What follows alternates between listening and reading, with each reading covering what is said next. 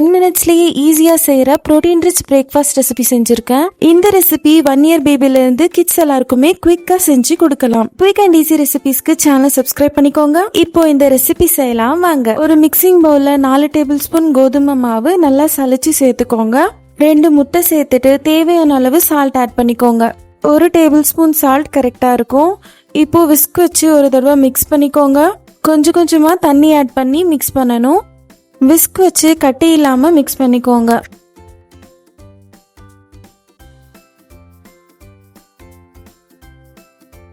நம்ம நார்மலா ரெடி பண்ற தோசை மாவை விட கொஞ்சமா தண்ணி எக்ஸ்ட்ரா ஆட் பண்ணிக்கோங்க.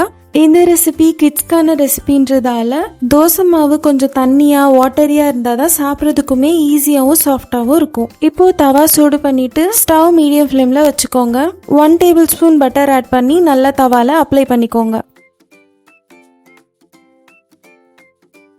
இப்போ தோசை மாவு குட்டி குட்டி தோசைவா ஊற்றிக்கோங்க.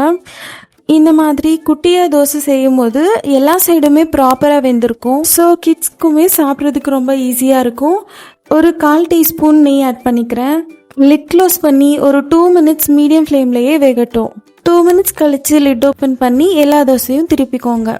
கோதுமை மாவில் செய்கிறதால தோசை நல்லா வேகட்டும்.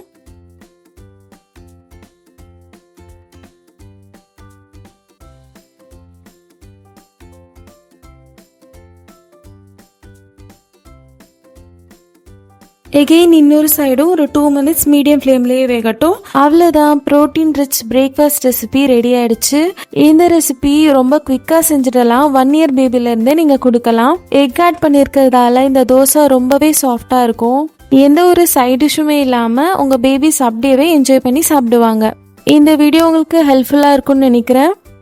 குவிக் அண்ட் ஈஸி ரெசிபிஸ்க்கு சேனலை சப்ஸ்கிரைப் பண்ணிக்கோங்க.